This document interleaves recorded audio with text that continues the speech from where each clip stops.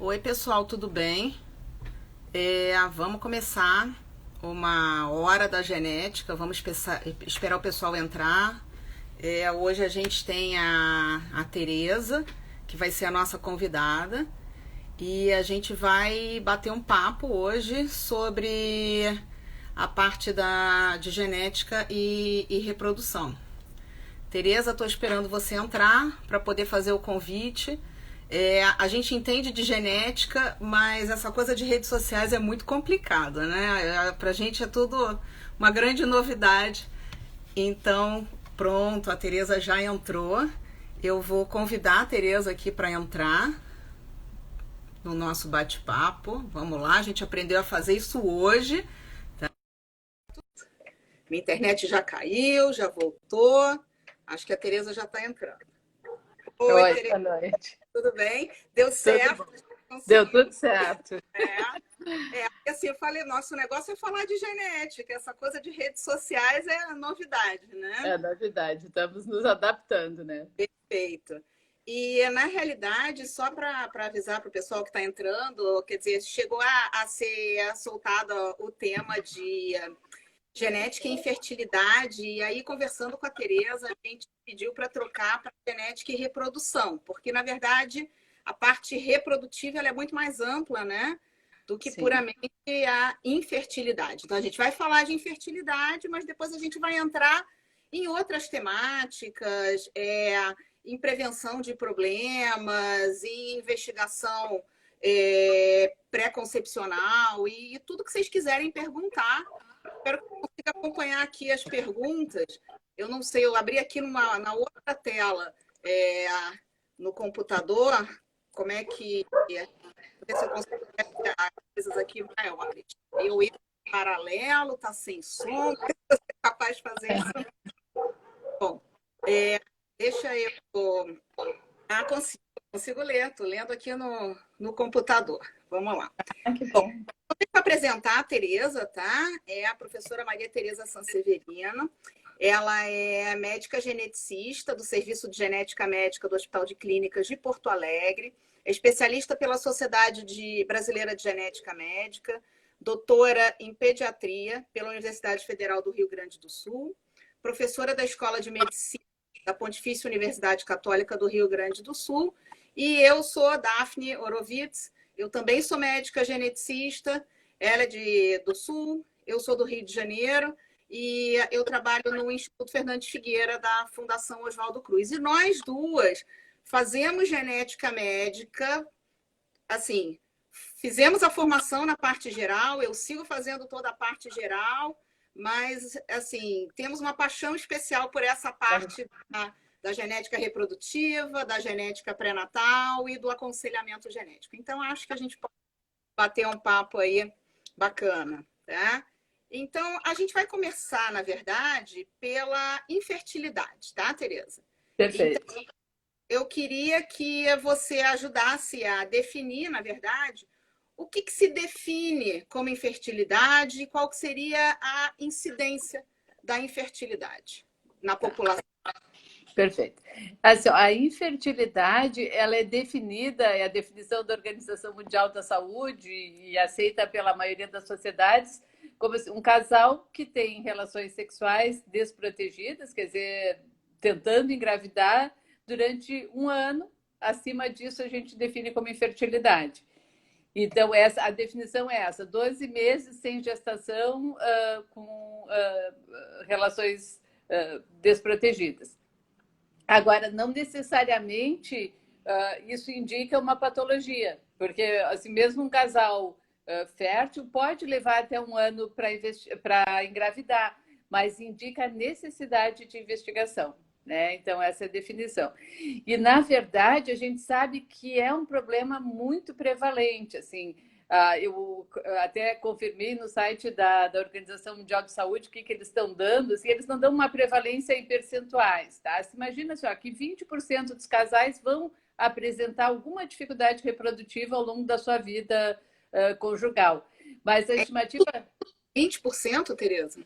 não de infertilidade propriamente dita, sabe? Mas de problemas reprodutivos, a estimativa é mais ou menos essa da Sociedade Brasileira de Reprodução Assistida, tá? A Organização Mundial da Saúde calcula que entre 50 a 80 milhões de pessoas no mundo sofrem de infertilidade. E a estimativa para o Brasil da Sociedade de Reprodução de reprodução assistida, justamente, ela estima mais ou menos 8 milhões assim, de pessoas no Brasil passando por esse problema. Então, realmente é prevalente. E uma ideia que nem sempre a gente tem é que não é um problema restrito a níveis socioeconômicos mais altos. Pelo contrário, tá? Então, a prevalência em países de média e baixa renda, ela é inclusive maior que nos outros países, pelas questões infecciosas. Então, acho que isso é uma consideração bem importante assim, para a gente pensar aqui para nós também, em termos de Brasil, né? E eu acho que é interessante assim, a questão da infertilidade, quer dizer, as mulheres acabam tendo uma carga muito grande por conta dessa questão da infertilidade, mas talvez seja importante pontuar, né, que a gente chama de infertilidade conjugal. Conjugal, justamente. A gente tem que investigar fator feminino, fator masculino. Se você puder dar uma definida nisso, explica para o pessoal o que significa exatamente. Exatamente. A estimativa, assim, ó, num casal enfrentando problemas de infertilidade, um terço, mais ou menos 30 e poucos por cento, é um fator feminino, mais ou menos um terço fator masculino, e em muitos casos é o casal, né? É de ambos. E nessa colocação muito importante, porque assim, a investigação do fator masculino inicial, ela é muito simples, né? Então, e já a investigação feminina implica em exames mais doloridos, mais complicados. Então, porque a fertilidade do homem, inicialmente, a gente pode estimar a partir do espermograma, né? Isso é fundamental. Então, assim, nem sempre bem aceito, né, Daphne? A gente sabe. Não, eu acho que é uma situação muito curiosa, né? E assim, o machismo que nos cerca, né? Falar nisso.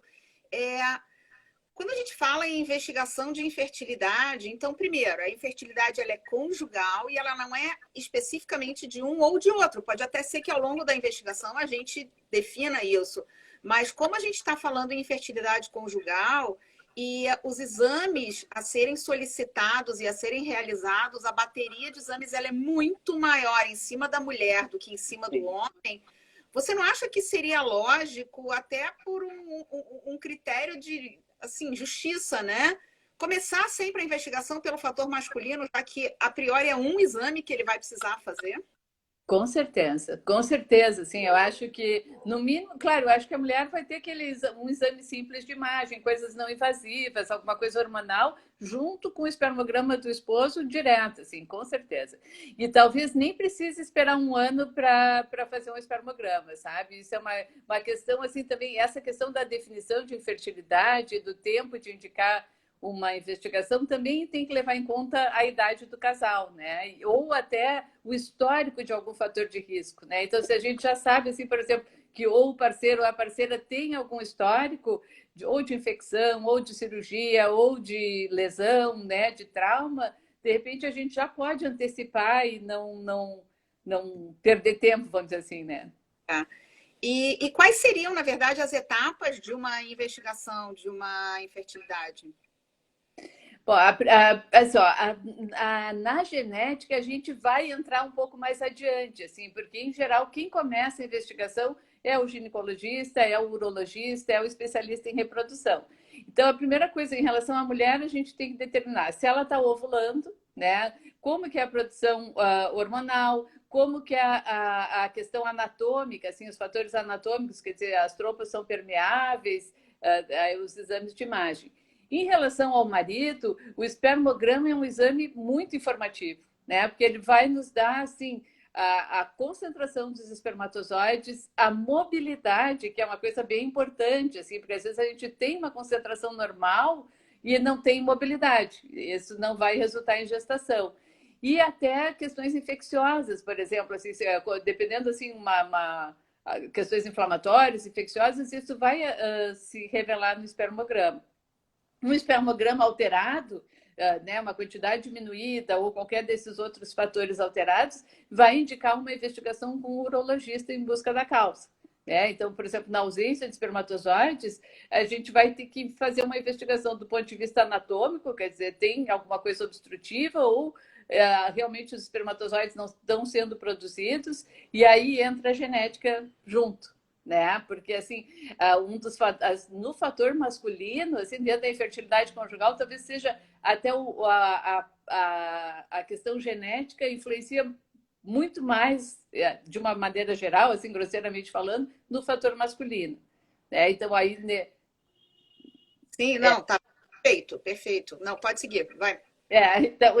Então, por exemplo, assim, a gente sabe, o primeiro exame que a gente pede, no caso da azospermia, quer dizer, da ausência de espermatozoides no ejaculado, o primeiro exame é o cariótipo, porque a gente ali vai identificar alterações de cromossomos sexuais, por exemplo, a presença de um cromossoma X a mais, que a gente sabe, né, o 47XXY, também chamado de síndrome de Klinefelter ou Klinefelter, é uma das causas comuns, vamos dizer assim, de azospermia, de ausência de espermatozoides no espermograma.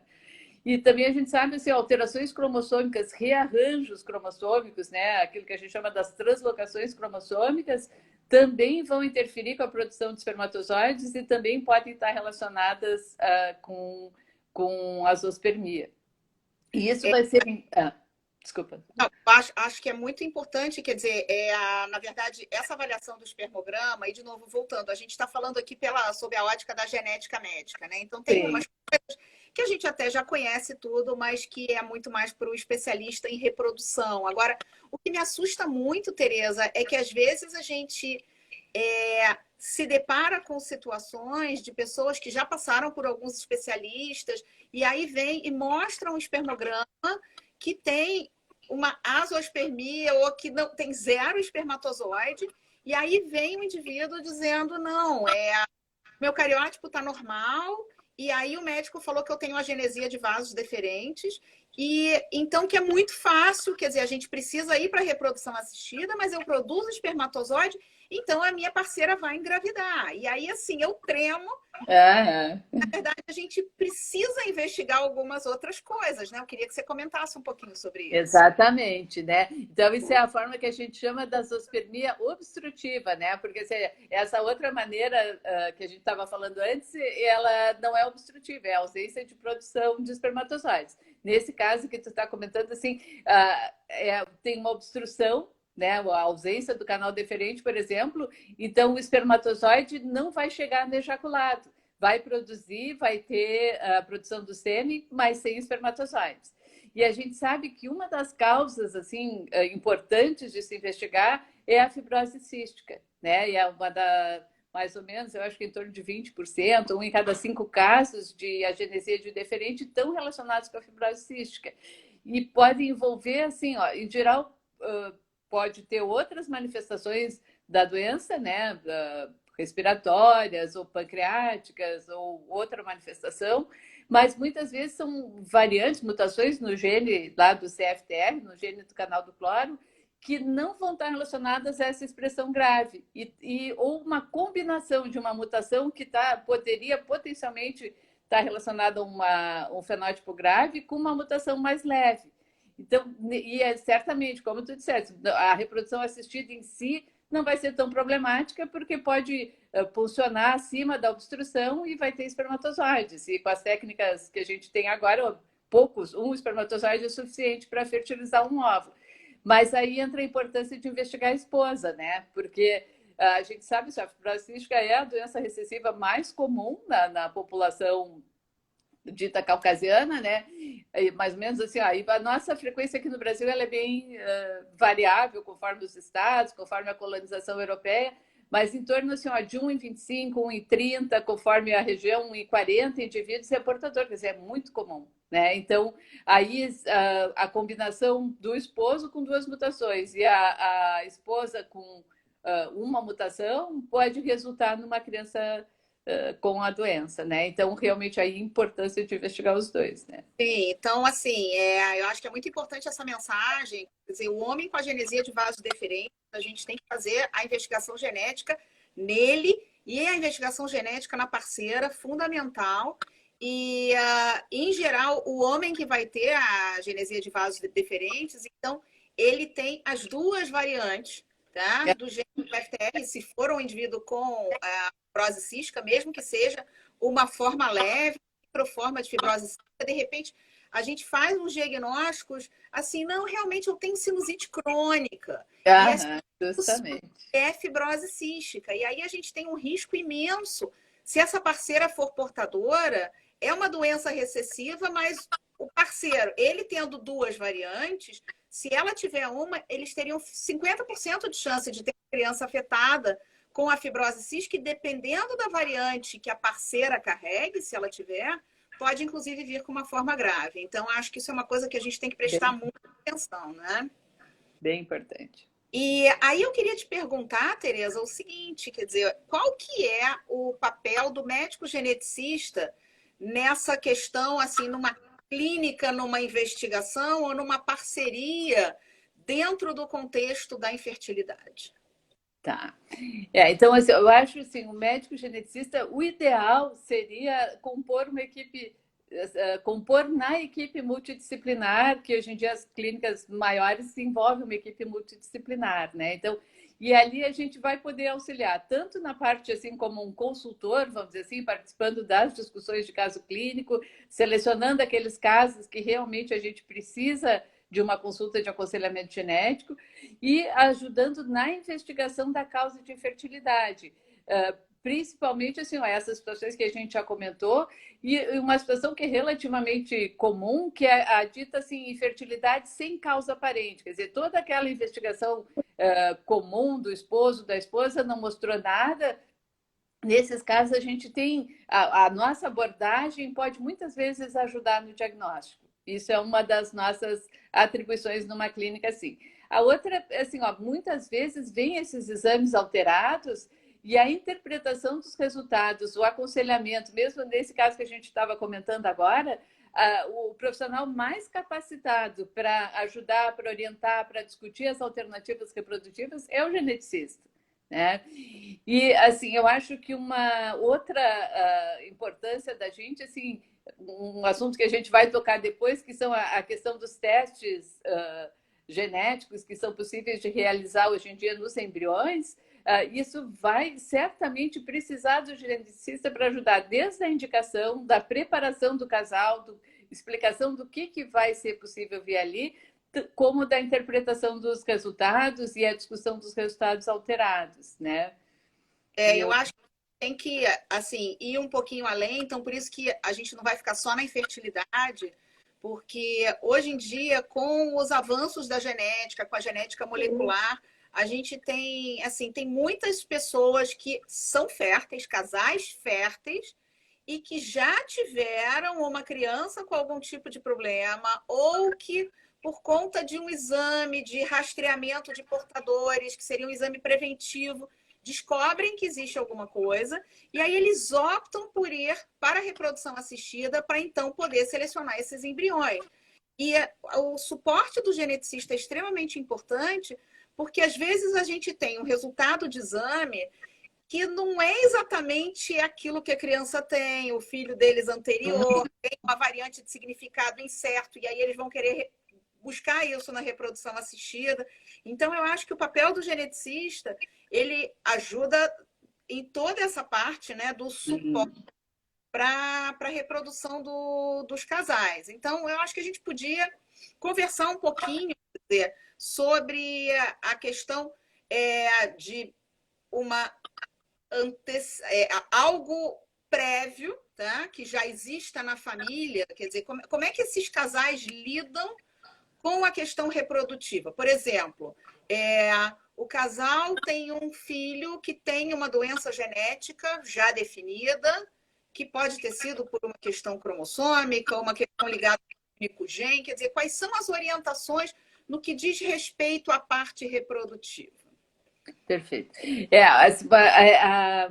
Na questão, assim, uma discussão até que a gente tem em geral, tá? A consulta, a avaliação genética em si tem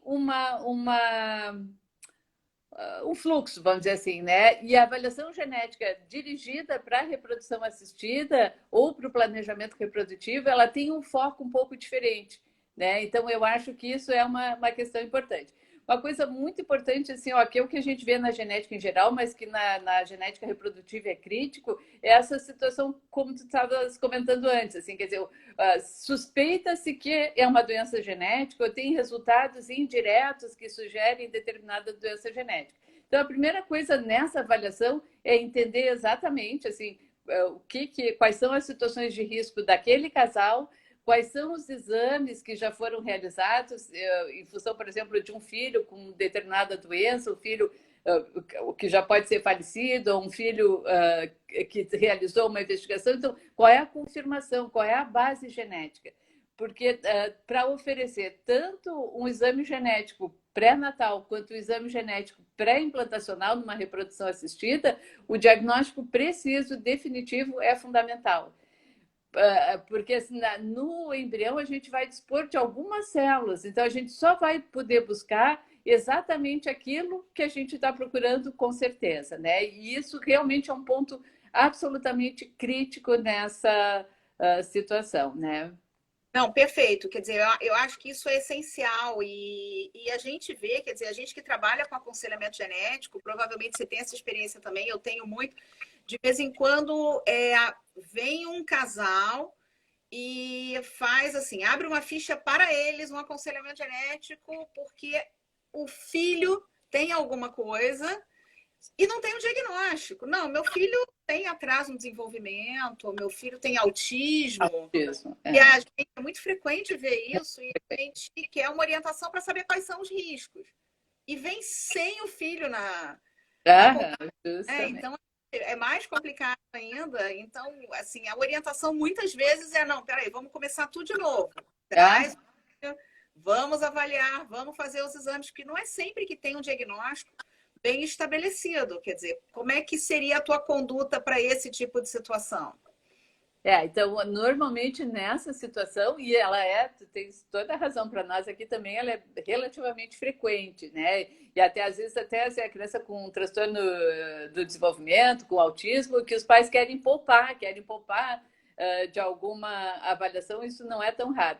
Mas a primeira coisa é a investigação do filho. Essa é a primeira, é o ponto de partida, que às vezes a gente vai conduzir, às vezes vai referir para um outro colega que está determinadas situações assim mais específicas, né? Mas assim, o ponto de partida nessa situação é o diagnóstico, porque sem o diagnóstico de certeza, a gente não estabelece nem etiologia, nem risco de recorrência e nem até porque muitas vezes assim, são situações esporádicas, são situações que não são genéticas, né? Então, ou mesmo são situações genéticas que a gente não tem um marcador biológico e a partir daí não tem também o que oferecer para aquela família, né? Exato. Então a gente sabe com esses nossos casos difíceis. As pessoas têm uma ilusão, né? Que hoje em dia, assim, se imagina que com toda essa tecnologia que a gente vai conseguir resolver as questões, não, porque seleciona o embrião.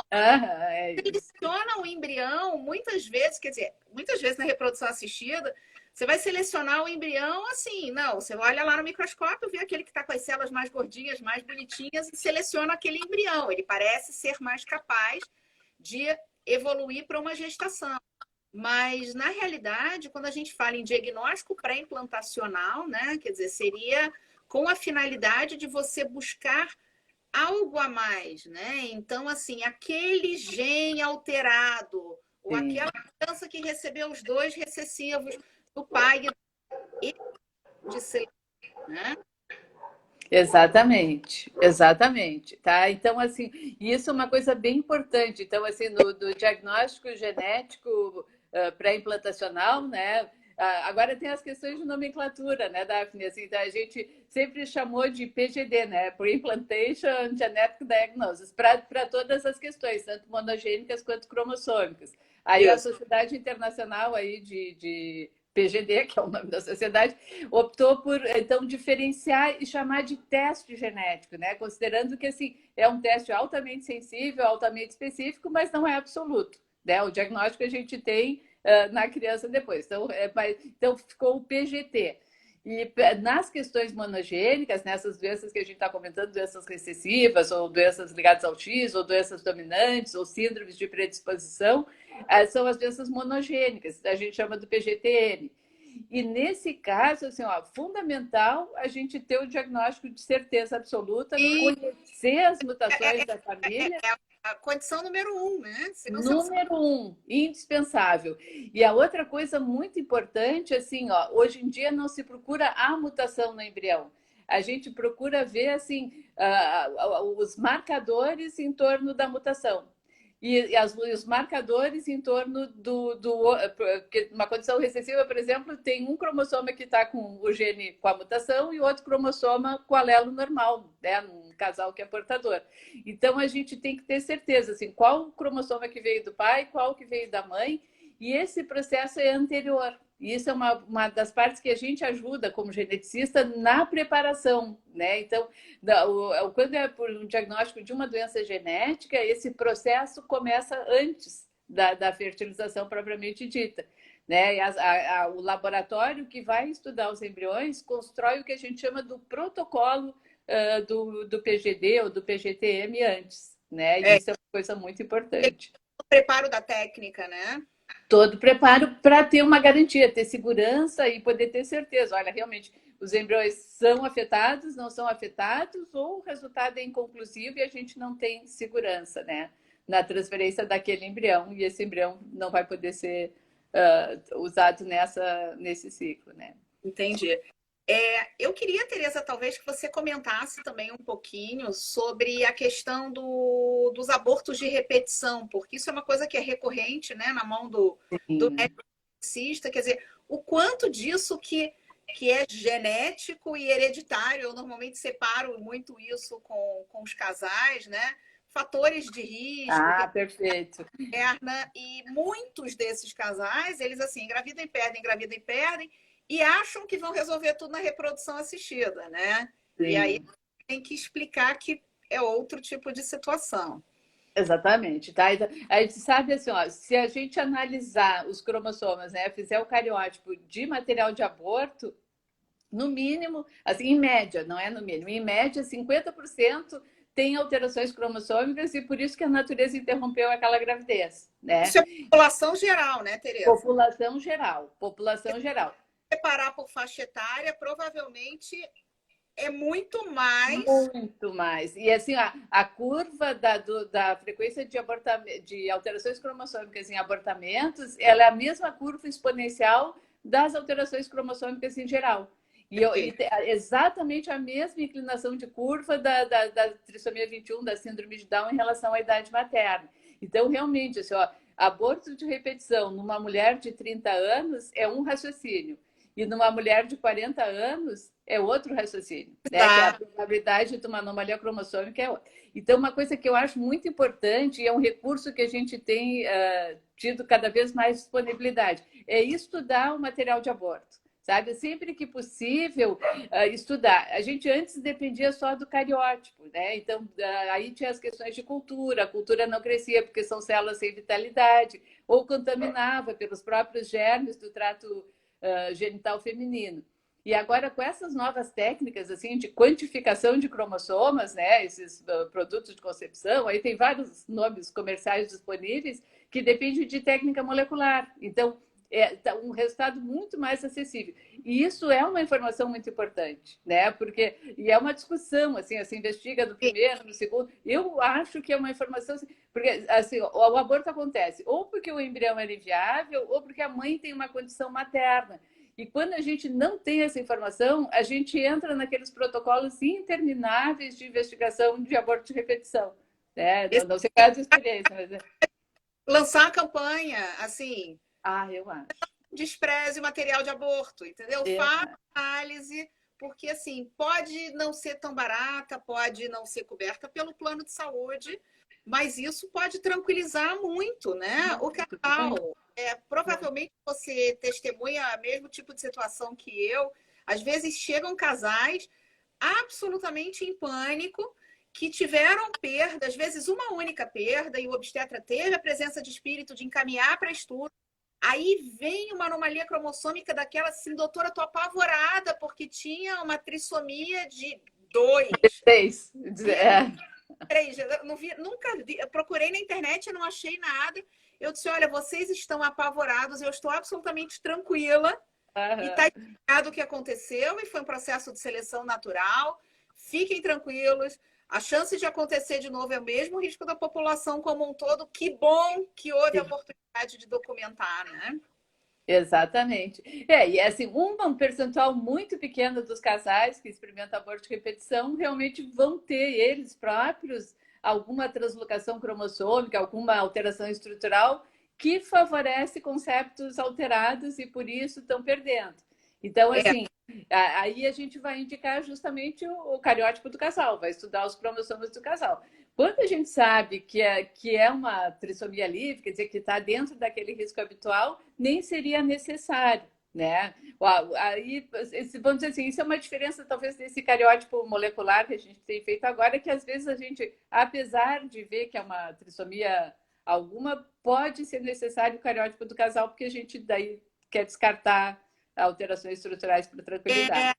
Não, e tem uma outra questão que eu acho que é muito importante em relação a esses cariótipos moleculares que a gente tem recebido. Eu ontem recebia uma análise e que assim existiu uma retenção, é difícil da gente conseguir documentar, e aí eles escolheram material, até tentaram cultivar, o cariótipo não cresce, e aí faz análise molecular. Só que vem uma análise molecular que ela não é completa, ela pega meia dúzia de cromossomos. Então, você tem que explicar para o casal, né, que esta análise é uma análise incompleta, e aí mesmo assim, muitas vezes a gente vai pedir o cariótipo do casal para tranquilizar. Eu atendi um outro casal também, que ela chegou a fazer o NIPT, que é aquele diagnóstico não invasivo através do sangue da gestante, e o NIPT ele é mais limitado ainda. Então, ela chegou me dizendo assim, não, a gente está apavorado porque a gente teve essa perda, porque o feto estava edemaciado, era um caso de hidropsia,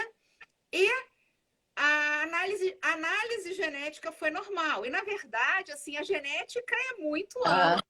E não teve nem análise cromossômica normal, porque a gente sabia que não era diploide, não tinha alteração em cromossomo sexual e não tinha alteração nos cromossomos 13, 18 e 21. Então, é importante entender que existe uma limitação, né, dessas informações. É isso mesmo. E uma outra questão, assim, ó, às vezes a gente tem recorrência de alterações nos abortamentos, mesmo em casais mais jovens.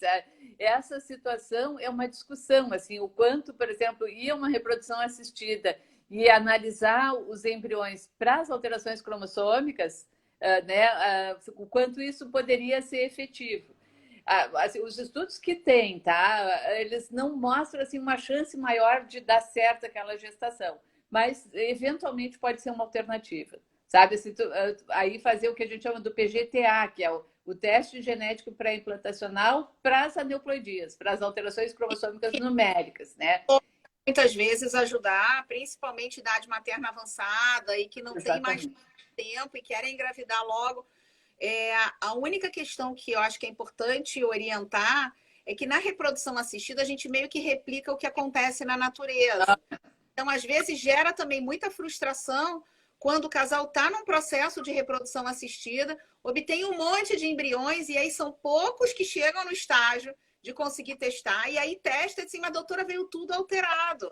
Sim. Esses embriões, provavelmente, eles não chegariam nem a se implantar, né? Não, a grande maioria, né? A grande maioria. Ou se implantaria e seria uma perda precoce, né?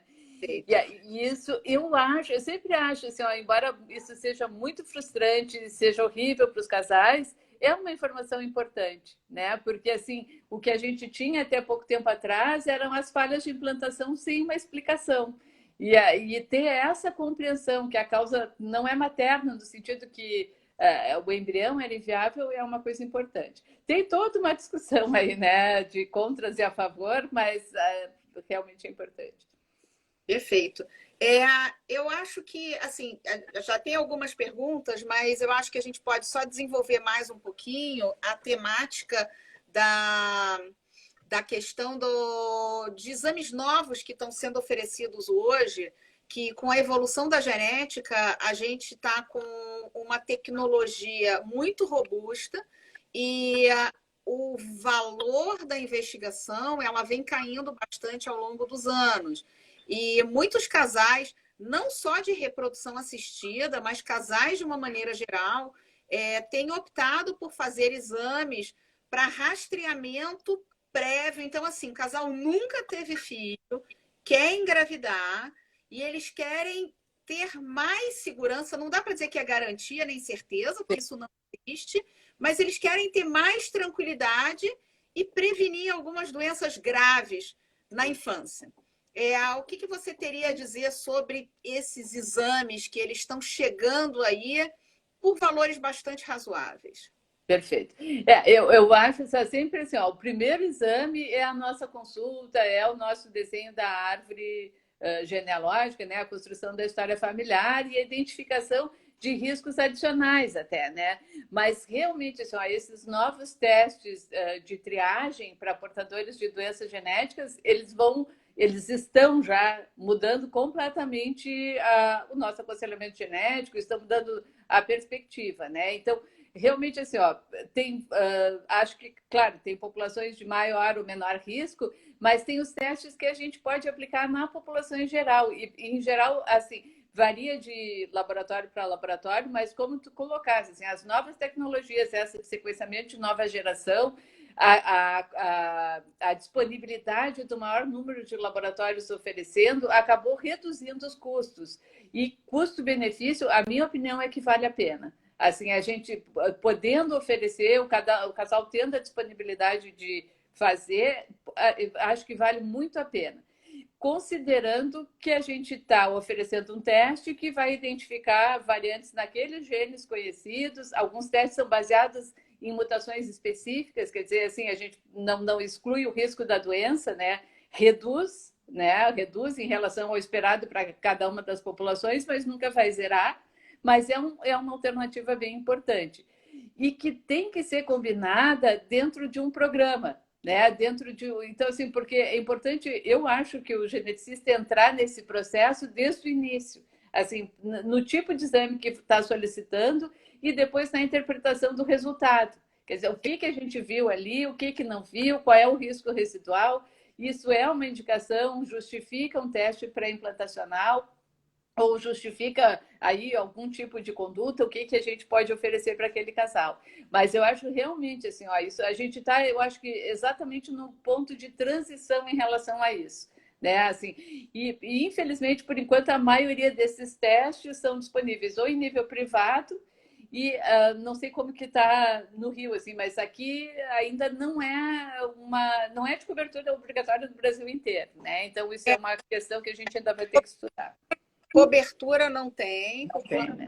Então é aquela coisa que tem que pagar mesmo pelo exame, e a gente tem uma faixa bastante variada de valores, mas assim, em geral, pelo menos uns R$ 1.000 custa um exame desse para um indivíduo. Como você tem que testar o casal, você tem que testar os dois, né? Mas eu acho que é importante pontuar o seguinte, por exemplo, tá? A Sociedade Americana de Genética Médica e a Sociedade Americana de Ginecologia e Obstetrícia, elas recomendam o rastreamento de casais pré-grávidos, tá? Para condições que são muito frequentes na infância e na população, tá? Então, eles recomendam o rastreamento basicamente para fibrose cística, atrofia muscular espinhal e para síndrome do X frágil. E nesse caso, isso eles fazem só na mulher. Para quem não sabe, a síndrome do X frágil é a causa mais frequente de deficiência intelectual no sexo masculino, uma incidência estimada em 1 para 2.000. E aí a fibrose cística e a atrofia muscular, elas são bem frequentes, assim. Então, dentro das raras, essas três são as frequentes. Então, esse é o core, né, recomendado pela Associação Americana. E existem também alguns programas, isso em alguns outros países também. E existem alguns programas específicos para populações de risco específico. Então, assim, Dependendo do tipo de grupo étnico do indivíduo, recomenda-se buscar mais questões ainda. Então, vou dar como exemplo a questão dos judeus Ashkenazia, que é um grupo assim bastante homogêneo, né? E que em vários países do mundo existem esses programas recomendados, e isso foi uma inserção comunitária. Então, a comunidade, vendo o problema, se mobiliza, começa a fazer esse programa, e existe uma recomendação de que as pessoas do grupo façam esses testes para prevenir doenças genéticas que têm uma frequência muito diferente naquele grupo comparado com a população em geral. Isso, eu acho que isso é fundamental, né, Daphne? Eu acho, isso entra justamente nessa questão que a gente está conversando também das disponibilidades, né? Eu acho isso bem importante. Acho bem importante. Eu acho É, é. pode passar para as perguntas, porque eu acho que tem muitas perguntas aqui e a gente ainda tem um tempinho, a gente ainda tem 20 minutos, né? Só deixa eu pegar um ganchinho do X frágil, tá? Que eu me esqueci na investigação lá quando a gente conversou, tá? A gente sabe também assim, ó, que muitas vezes a causa da infertilidade é insuficiência ovariana, é uma falência ovariana precoce, e a investigação de X frágil nessas mulheres que estão perdendo a função ovariana é fundamental, né? Porque senão a gente vai indicar uma reprodução assistida por falência ovariana e acaba tendo o risco de nascer uma criança com síndrome de X frágil, né? Então, isso é só um comentário paralelo. Não, mas é um comentário paralelo fundamental. Eu estava fazendo aconselhamento de um casal na semana passada que estava buscando esse rastreamento de heterozigotos. E aí me diz assim: a minha mãe parou de menstruar com 39 anos. Eu disse: para tudo. O rastreamento ele tem que incluir a síndrome do X frágil. Tá? Então vamos lá. Aqui eu tenho algumas perguntas que eu consegui puxar, que eu tô com 3 telas abertas. Acho que eu nem olho, Daphne, porque eu não consigo ler as letrinhas. Tá? Bom, vários elogios, fantástico encontro, eu ouviria pelo resto da vida. Muito bom. Então vamos lá.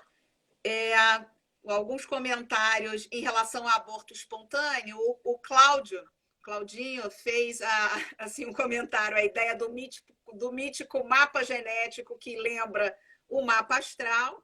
Mas ele pergunta se a gente tem recebido muitos casais com perda de repetição que tenham feito análise de material de aborto. Ele disse que vê poucos na prática e coloca que cariótipo de material de aborto, e os obstetras eu acho que não sabem disso. Ele me mandou até o WhatsApp aqui no paralelo, mostrando que é de cobertura obrigatória pela regulamentação da Agência Nacional do Sêmen. Ótimo. E o molecular, será que também está nesta? O cariótipo a gente tem conseguido, sabe?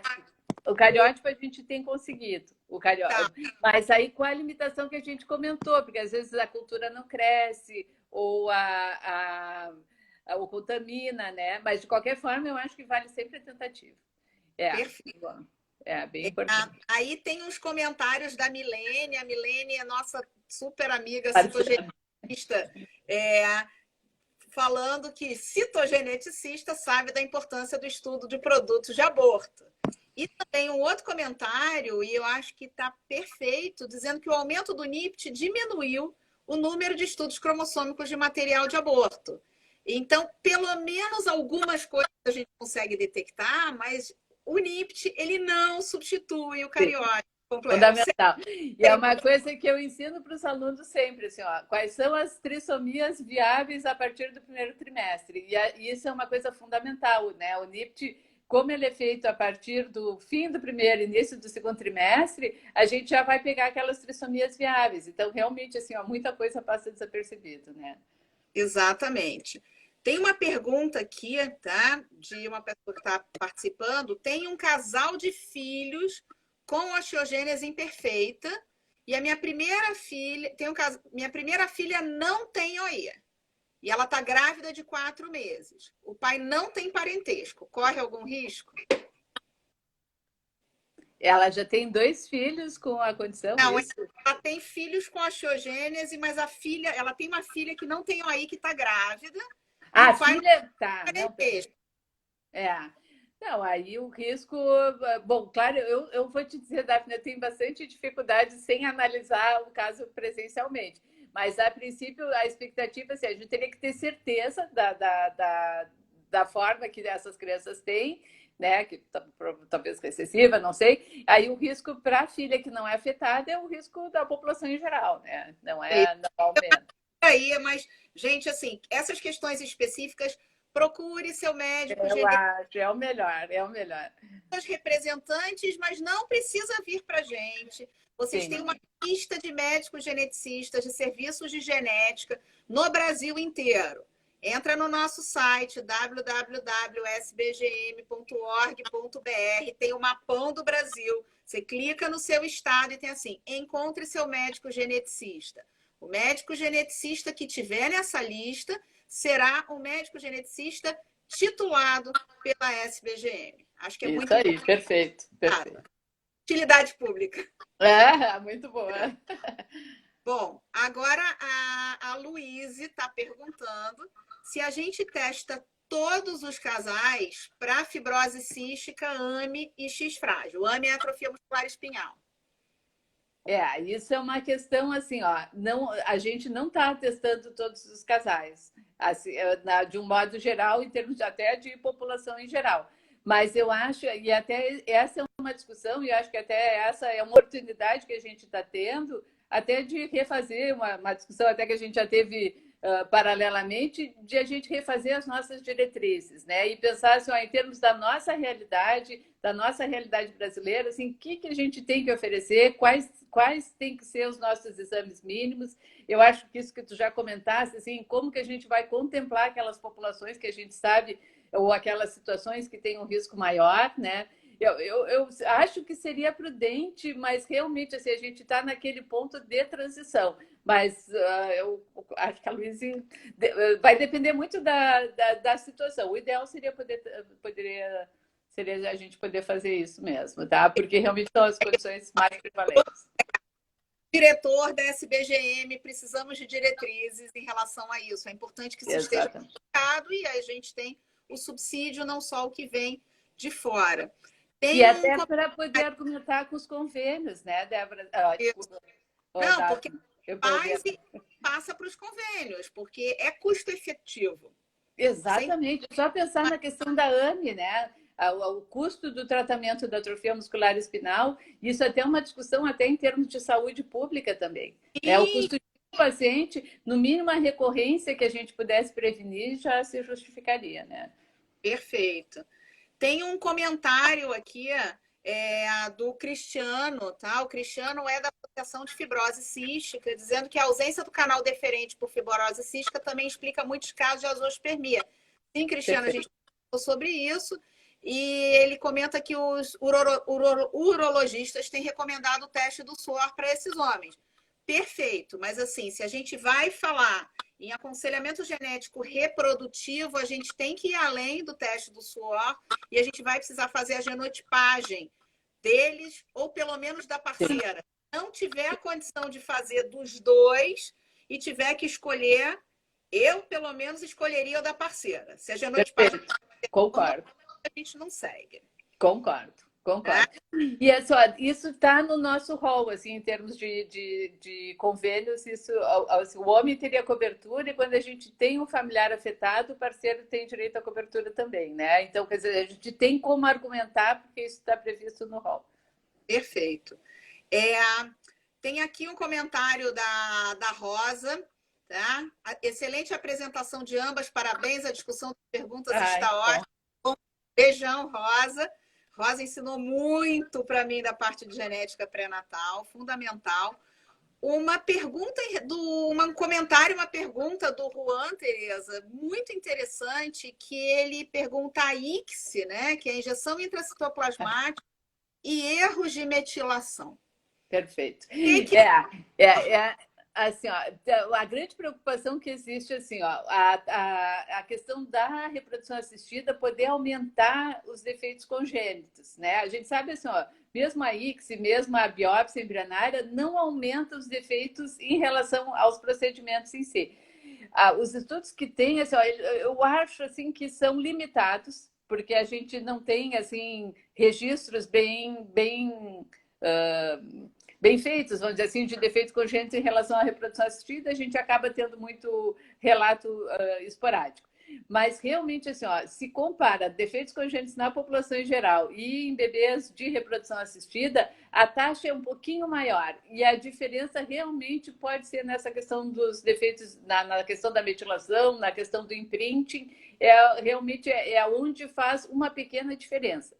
Não tem um risco, assim, não é como a gente aconselhar a probabilidade de nascer um bebê com síndrome de Down de acordo com a idade materna, ou aconselhar, não tem um percentual de chances que a gente vai dizer. Mas, por exemplo, assim, a gente sabe, síndrome de Beckwith-Whitman, por exemplo, a prevalência em bebês de reprodução, ela é rara, mas em bebês de reprodução ela é menos rara, né? Isso vale para o Silver-Russell, vale para Derville Young, em certa parte, assim, mas não que seja assim quantificável, não é um risco. Por exemplo, a gente recebe um casal, está planejando uma reprodução, a gente não vai ter dizer assim, a chance de nascer um bebê com tal questão é tantos por cento. Mas acho que é uma área que realmente a gente tem que entender melhor e estudar melhor. Perfeito. Tem uma pergunta aqui. No caso de um pai com glicogenose tipo 1, o ideal é realizar a reprodução assistida ou há um modo da mãe descobrir se possui o gene? Perfeito. Então, assim, quer dizer assim, a gente deve estudar, sequenciar o gene, os dois alelos maternos, né, em relação à glicogenose, e a gente pode determinar, assim, com uma probabilidade muito alta de que seja a probabilidade baixa de eles terem um filho afetados, né. Ele tendo a glicogenose é recessivo, quer dizer, obrigatoriamente ele vai passar uma mutação. Mas se a esposa não tiver variante patogênica no gene, né, o risco para os filhos seria de uma mutação nova, que é um em alguns milhares, né, ou milhões, sei lá, de cair justamente nesse gene, né? Perfeito. Bom, a gente está no final já da live. A gente tem. Passou rapidíssimo. Passou muito rápido. Meu Deus. Super rápido. Então, assim, se alguém tiver mais alguma pergunta, manda agora, porque senão depois a gente não consegue mais responder. E eu acho que a gente está na hora, na verdade, dos comentários finais, né? A gente conversou muito e mostrando o papel do médico geneticista dentro dessa área, né? E aí eu acho que essa área mais geral de reprodução, eu acho que não é especificamente reprodução assistida, não é especificamente a infertilidade. A gente ainda poderia fazer uma live só de pré-natal também, né? Que merece, eu acho, Daphne. Natal a gente nem tocou no pré-natal, a gente está falando só dos insucessos e das dificuldades. Então, eu acho que tem muita coisa ainda que pode vir a ser discutido. Tem uns comentários aqui da Luísa, e a Luísa está querendo outra live. Que bom. Dizendo que o papo está muito bom. Tem gente perguntando se a aula vai estar gravada. Se eu for capaz de dominar a tecnologia, eu acho que isso fica no não sei que TV, que eu não sei muito bem como é que é o nome, mas é uma coisa que você aperta e você consegue ver a live mais tarde. Eu acho que é assim que funciona. Tereza, comentários finais, temos 7 minutos. Tá. Bom, eu acho, eu tinha mais ou menos assim uma questão assim do que a gente não poderia.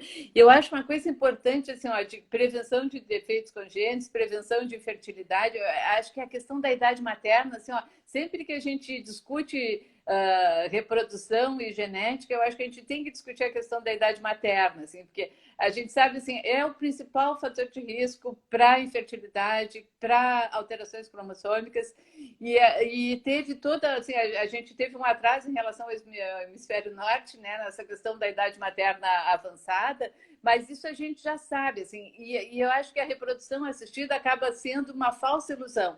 Sabe que muitas mulheres vão adiando a maternidade achando que a reprodução resolve tudo, e não é. E o que a gente vê, esses casais que várias tentativas, todos os diagnósticos, aquelas alterações cromossômicas, então acho que a gente tem que pensar sobre isso.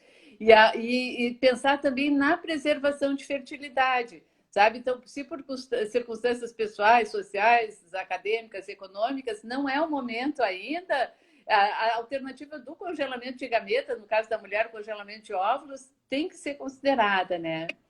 Tem tanta novidade. Na verdade, eu fiz um aconselhamento genético recente, uma família grande de X frágil, né?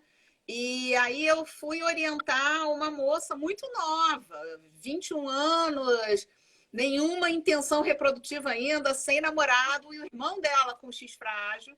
E no aconselhamento genético, quando a gente foi falar sobre os riscos, se ela queria ou não ser testada, porque a gente também, eu acho que a gente não pode testar sem fazer um aconselhamento genético, sem que a pessoa esteja entendendo, porque a mãe queria que pedisse o exame, me dá que ela vai fazer e não é isso.